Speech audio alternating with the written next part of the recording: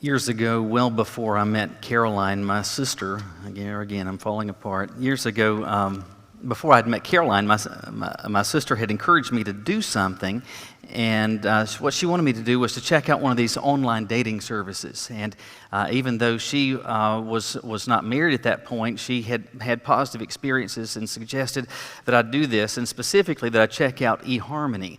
And she was describing how wonderful it was, and she was talking about some of the stuff even you would see in the commercials about how it there's this personality assessment, all these questions that it's going to ask, and it's much more scientific or much more intentional than any of the other platforms. And so after hearing her sales pitch for some time, I finally decided, what do I have to lose? What do I have to lose? And so they had this, you could try it out for free. And so the first thing you had to do was to complete this assessment. And there were all these questions, and it seemed like there might have been at least 100 or more, all kinds of things that would ask about you, trying to come up with some sort of personality, individual profile. And so I did that. And once you do that, you press submit. But at that point, it doesn't start showing you people that it thinks may match up to you. It's like it has to process. And then you'll get an email. And in the email, it's going to contain the information and the profiles of people it thinks that you are a match with. And so it was a day or two later that I got an email with the suggestions. And at the top of the list was my sister.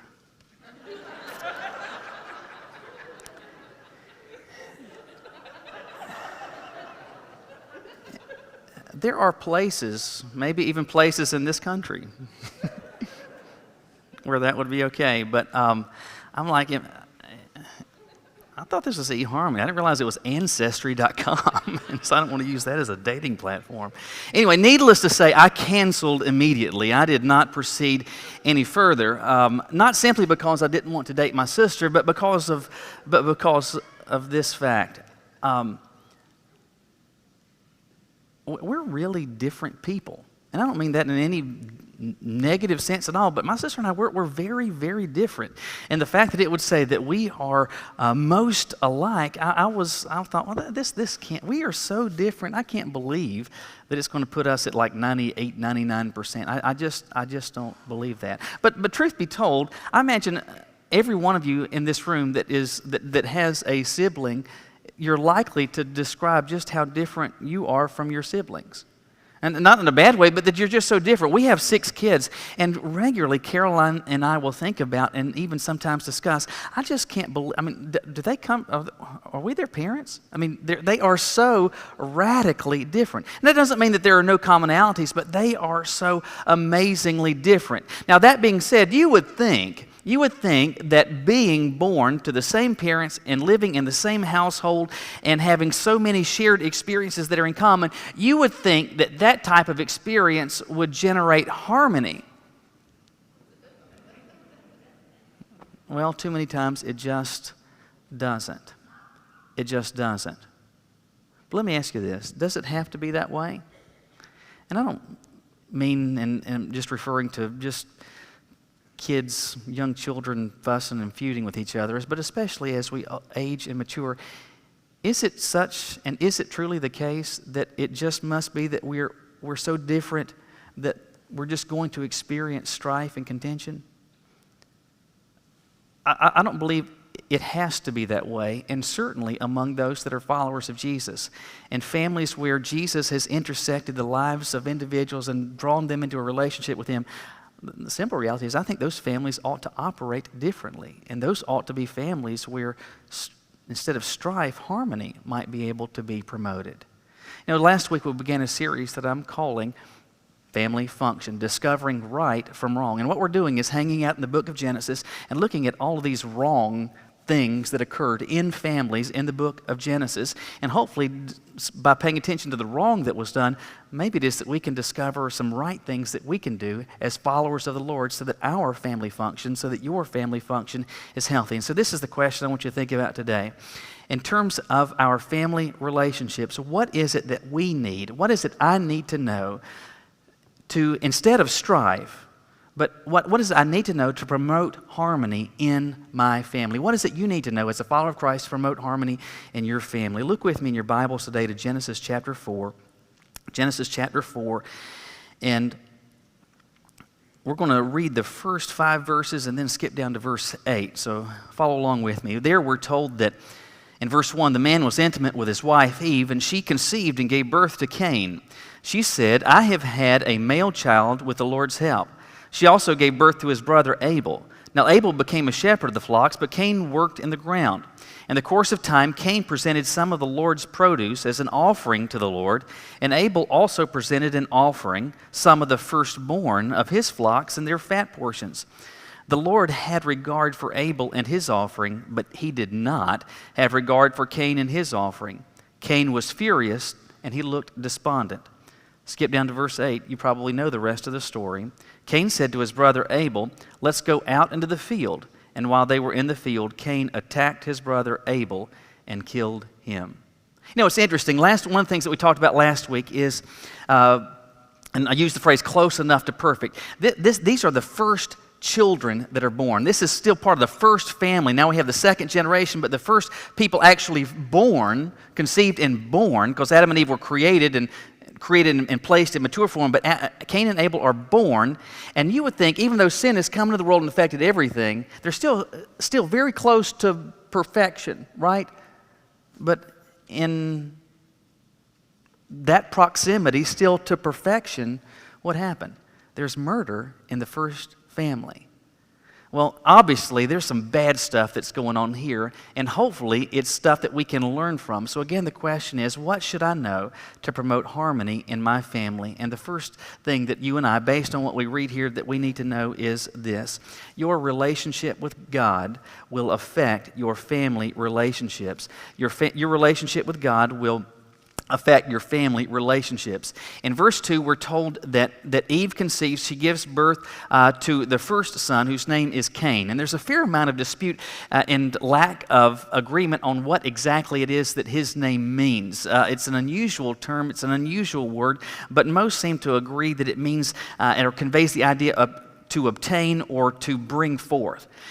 So Cain is born, and then after he is born, some time passes, and Eve conceives again, and this time she has another son, a son whose name is Abel, a name that there is agreement on as to what it means, and his is a name that means breadth. As these little boys grow up to become older, and it seems that they are grown and what we would consider to be adults as this chapter unfolds, but they're doing different things.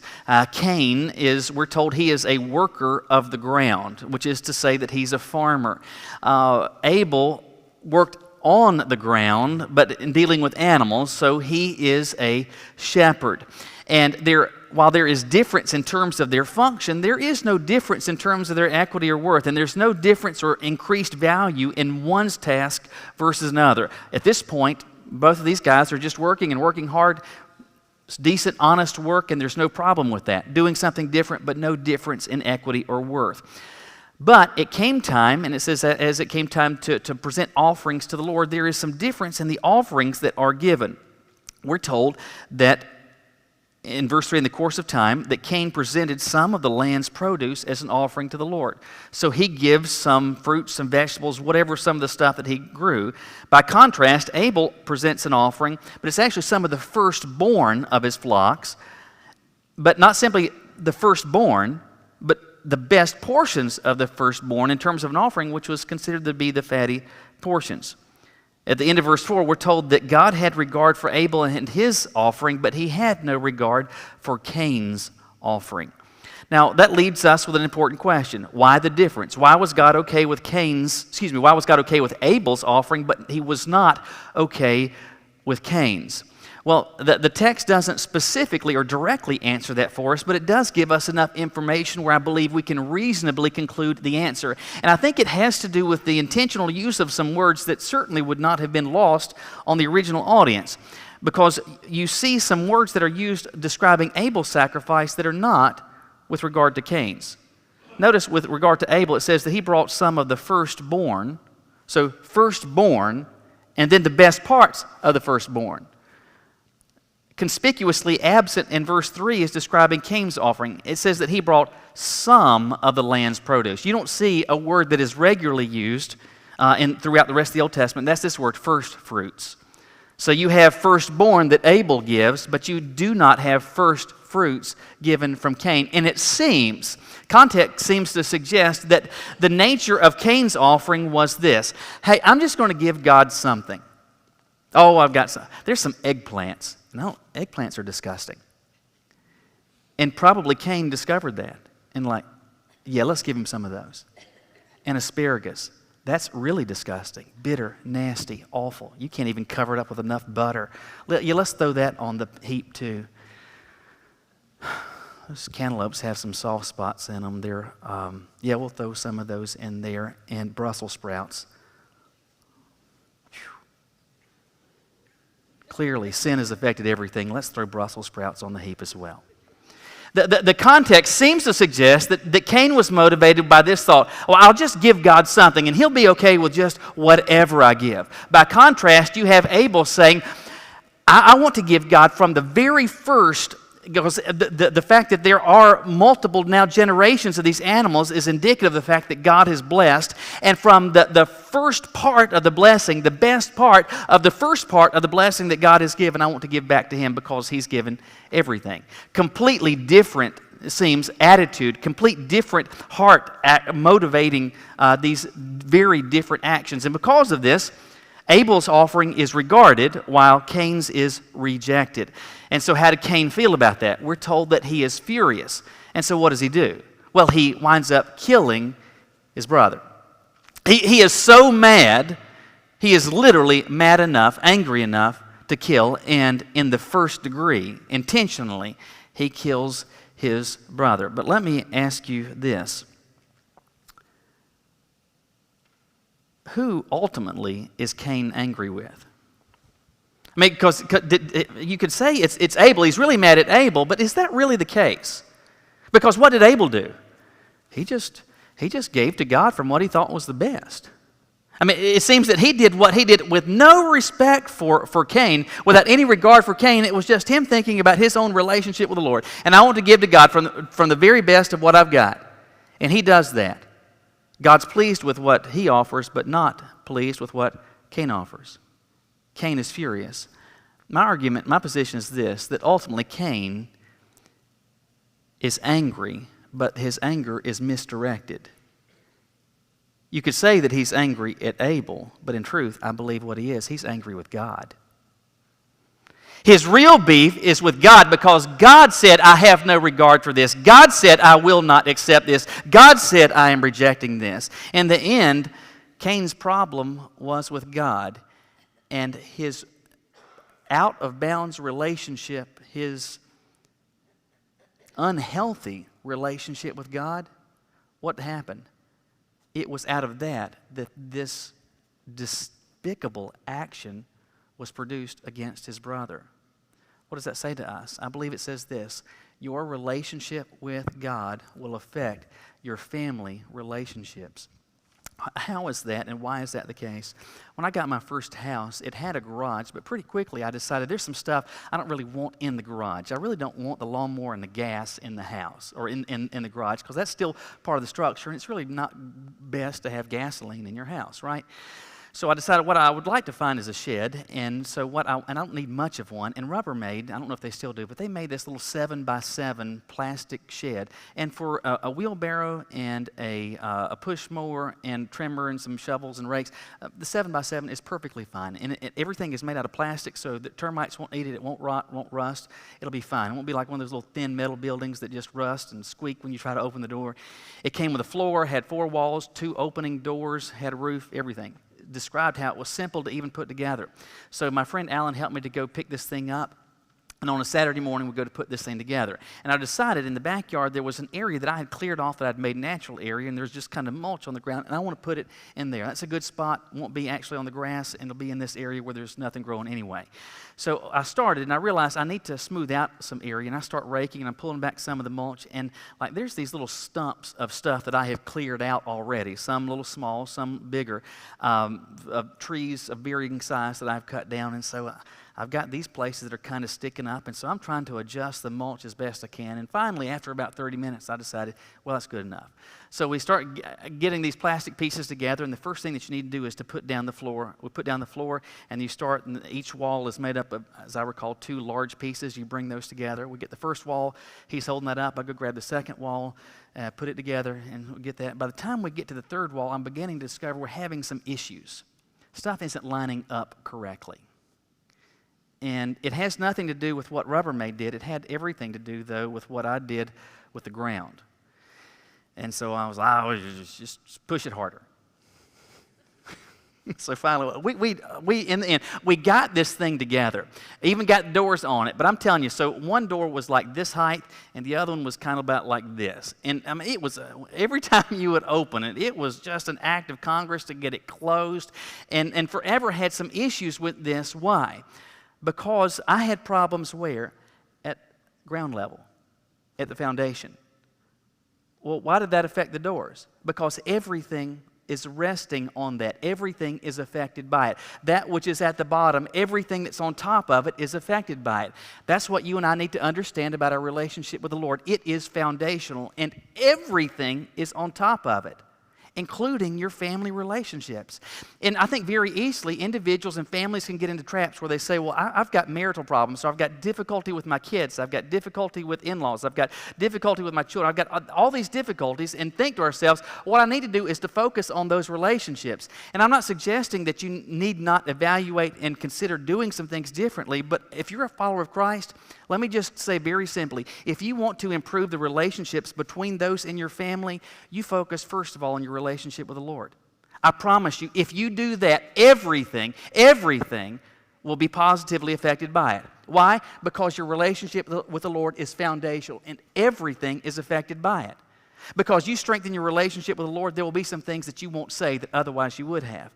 You strengthen your relationship with the Lord, there are some responses that you won't give that otherwise you would have. There will be some ways that you will not respond. There will be some things that you will do that you won't do. I'm telling you, it will change everything. Why?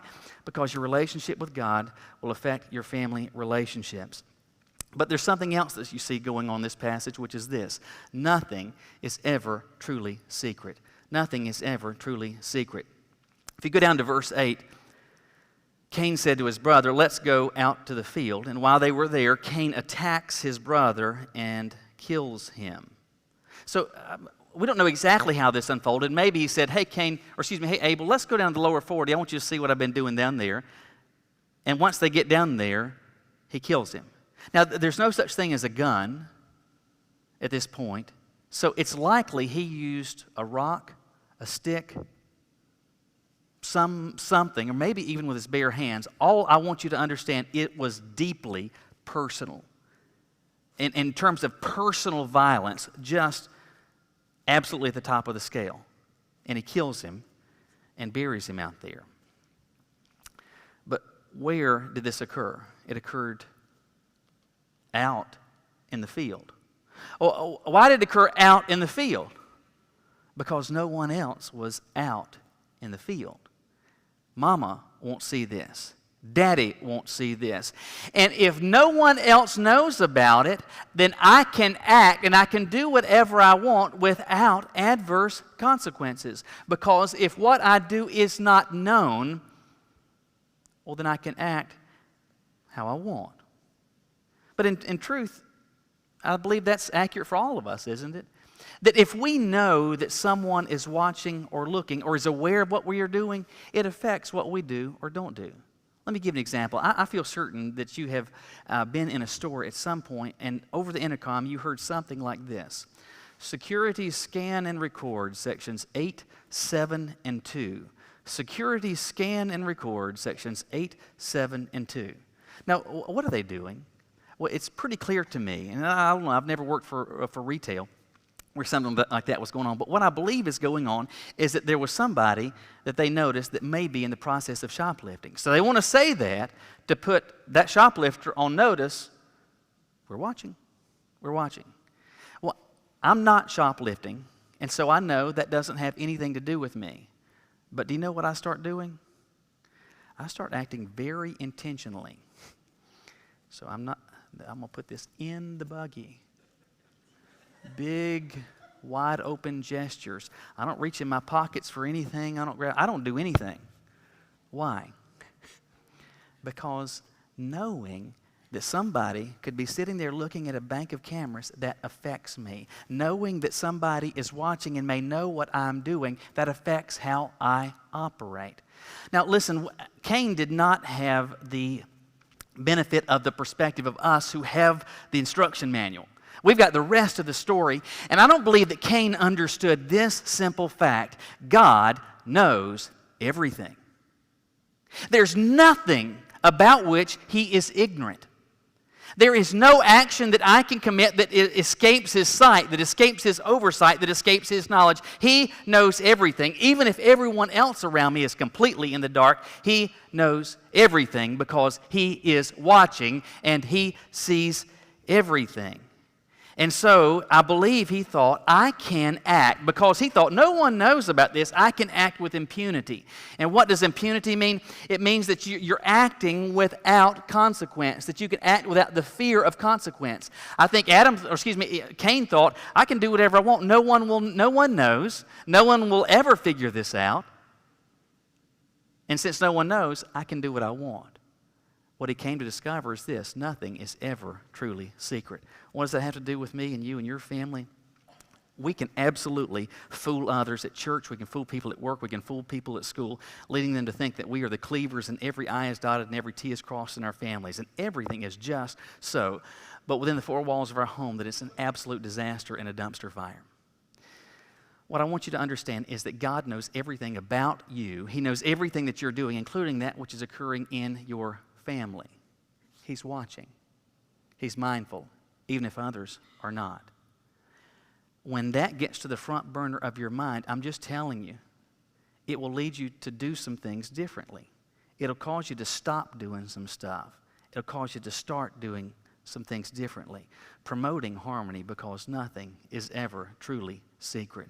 There's a final principle you see in this passage, something that we need to know if we're going to promote harmony, and that's this: your choices cannot be undone. Your choices cannot be undone. Look with me at verses 9 and 10. Abel is dead. Seems that he's buried. Verse 9, the Lord said to Cain, "Where is your brother Abel?" Abel, look at it, he's just the hubris. He's like, I don't know. Am I my brother's guardian? Am I his keeper? And God said, "What have you done?" And he doesn't ask this because he doesn't know. This is a chiding statement. What have you done? Your brother's blood cries out to me from the ground. That's metaphorical language to say what? I know what you did. I know what has occurred. I don't know if you've given a whole lot of thought to this simple fact, but if you kill somebody, you can't unkill them. Do you know that? If you kill somebody, you can't unkill them. In fact, and this is not a statement with respect to advocate one side or the other with respect to the death penalty, but one of the positions that people opposing capital punishment suggest is, well, you can't undo that. You can't undo that. And it is true, you can't unkill somebody. But let me ask you this. Isn't that true about everything? I mean, can you really undo anything that has been done? If I eat lunch today, I can't uneat lunch, can I? No, because I've eaten lunch. If I say something, if I have preached this sermon, I can't unpreach this sermon. You drove here, you can't undrive here, because what's done in the end is done. I remember as a kid, I don't know exactly how old I was. I think I was in elementary school when these things first came out, at least the first time I remember noticing them. I don't remember which brand was the first, but I remember being super excited. They came out with erasable pens. Ooh, erasable pens. And I remember being really excited about that because, man, I can write in pen and then I can erase it. You know what? You can't. And so you could write, now I could write my name and I could erase it, and it would make it lighter. It would make it significantly lighter But that paper never, ever looked like I had not written on it. But you know what? That's even the same with pencil, isn't it? You think, oh, you can erase pencil. Not fully. Because you can still tell that it was there. In the end, when we are erasing, what are we doing? We are mitigating. We are mitigating. In truth, with all of our actions, with every word that is spoken, with every way in which we respond, every way in which we counter people, nothing that we do, whether it is murder or a hug around the shoulder, nothing that we do can be undone. Our actions can be mitigated, but they can't be undone. Now, it's easy to say, well, murder you better not do that because you can't take that back. The truth is, you can't take anything completely back. And I really believe, unfortunately, the reality is that within our families, we operate with two principles. One is that familiarity breeds contempt. And secondly, we are so familiar with each other, I can say what I want, I can do what I want, because it doesn't matter that much, because we can fix this later. We can fix this later. My position is, and what I believe we need to understand from Scripture is, you might be able to mitigate what has been done. You might be able to minimize some of the effect, but nothing can truly be undone. Why does that matter, keeping that on the front burner of our minds? Because if I know and I am keenly and mindfully aware of the fact I can't undo anything, I can't completely remove anything that I have done, maybe, just maybe, I operate with my choices where I've got my foot over the brake pedal, where there's some stuff that I don't say because I can't unsay it. There's some stuff that I don't do because I can't undo it. The first family was a wreck. The first family was a dumpster fire. Murder in the first degree in the first family. It didn't have to be that way. It shouldn't be that way. Harmony in the first degree can occur if we learn from their mistakes. Will you bow your heads with me? Earlier in the service, we celebrated what Jesus had done for us, that He gave His life so that we could experience forgiveness and a relationship with God. Let me just ask you very simply, do you have that? Are you certain that you have that? If not, if you're here in person, as soon as the service is over, would you find me? Would you find Jamie? If you're watching online, would you call us? Would you email us? I promise you, we want to help you because it's foundational. It'll affect everything. And I'm telling you, it'll affect everything for good, experiencing a relationship with Christ. If you've already made that decision and you're a follower of Jesus, the simple truth is your life, all of it, including how you operate in a family, not only can but should be different. Are some of those relationships struggling? Maybe it's with your spouse. Maybe it's with your kids. Maybe it's with your in-laws. Can I encourage you to do something? To spend some time thinking about and addressing, first of all, your relationship with the Lord. I'm telling you, the stronger that relationship gets, it will positively affect every one of the others. Families have been messed up since sin came into the world. It was certainly true of the first family, and it's true to varying extents with each of ours. But are you acting like, does this past week look like you were operating with impunity? That no one knew what was going on, that you could say, that you could act, you could respond however you wanted? Being mindful that God knows, is it time to start acting differently? Will you start acting towards and speaking with your family mindful of the fact that nothing can truly be undone? Will you ask the Lord simply to help your family to be one that reflects the change that Jesus can make in the life of a person and a family? As Karen plays, as God is speaking to your heart and guiding you to make decisions, will you respond just right where you are to Him right now?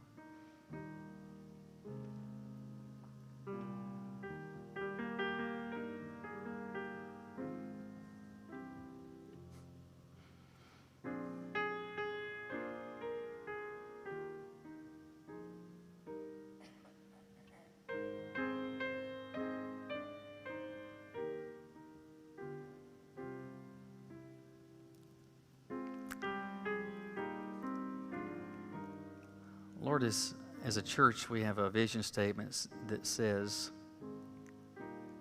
that we are compelled by your love to share with others how they can know and follow you, and then to celebrate the difference that you can make in the life of a person and a family.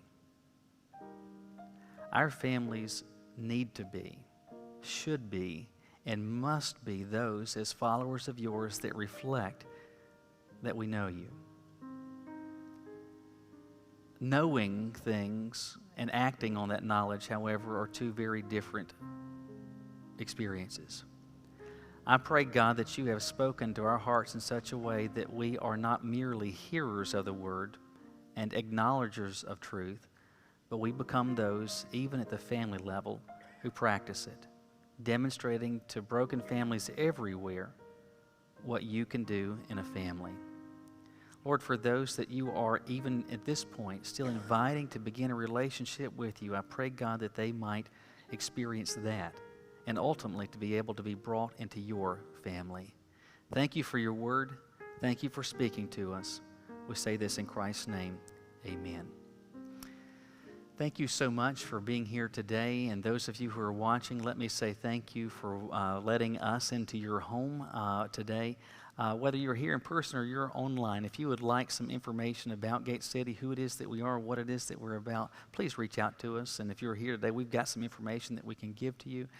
If you're watching online, visit our website, call us. We would love to be able to help you in any way that we possibly can. We're not a perfect group of people, but we're a place where God sincerely is at work, and I'm grateful to be a part of it. And I hope that you will, if you haven't already, that you become intentional in thanking the Lord for what He did in making possible these backyard kids clubs, where intentionally we were seeking to engage people where they are in our neighborhoods. And now pray in terms of the follow-up that we're able to build some bridges with these families, both for the Lord and for our church family. Let me just, last announcement, just encourage you, if your communion cups, if you would take those with you, because they are now Corona cups, and if you would take those, there are trash cans at the exits as you leave. Thank you for being here. We're going to start today with 2 and 4. If you would go ahead and be dismissed, and once they've made their way out, sections 1 and 3, you can be dismissed.